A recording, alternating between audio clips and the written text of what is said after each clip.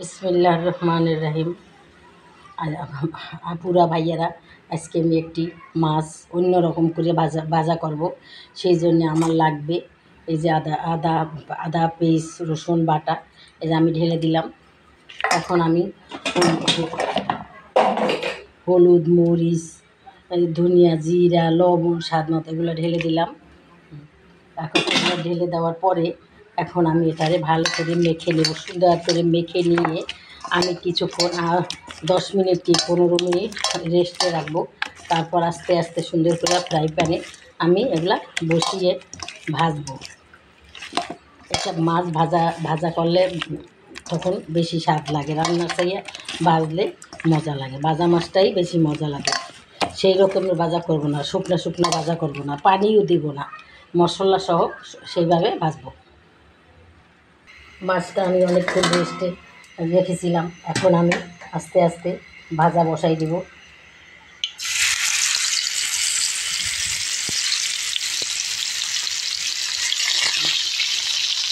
আস্তে আস্তে অল্প চুলা কমাই দিব।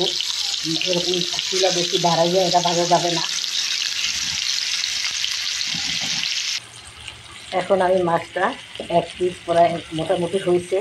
এখন আমি উল্টিয়ে দিচ্ছি কিছুটা, পরে আবার ওই পিঠে ভাজা হলে আবার উল্টিয়ে দিব। উল্টিয়ে দিয়ে সুন্দর করে ডাকলা দিয়ে ঢেকে দেবো, জানি মাছটা সেদ্ধ হইয়া ভাজা হয়ে যায়। দোনো পিঠ কোনো পানি ব্যবহার করব না, এই মাছে আমি কোনো পানি ব্যবহার করব না। তাহলে আপনারা দেখেন। এখন আবার উল্টিয়ে দিচ্ছি। একবার উল্টিয়ে দিয়েছিলাম, আর একবার উল্টিয়ে দিচ্ছি। দেখেন আপনার কত সুন্দরভাবে মাছটা ভাজা হচ্ছে। এইভাবে মাছ ভাজলে এই মাছের ঘ্রাণ কত সুন্দর। এই মাছটা এই ভাজিই বেশি মজা লাগে, রান্না চাইয়া ভাজিই বেশি মজা লাগে। সেই জন্যে এই মাছটা আমি যখনই আনে আমি এটা ভাজি, বেশিরভাগে ভাজি ভর্তা করি, এরকম করি। আর একটু হবে তৈরি, আমি পরিবেশন করব। তো ঢেকে দিলাম, সেদ্ধ হবে।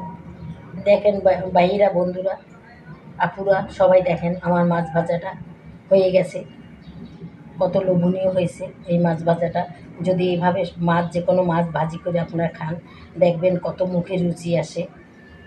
আমার এই মাছ ভাজাটা যদি আপনাদের ভালো লাগে তাহলে আমাকে অনেক অনেক লাইক করবেন এবং শেয়ার করে দেবেন।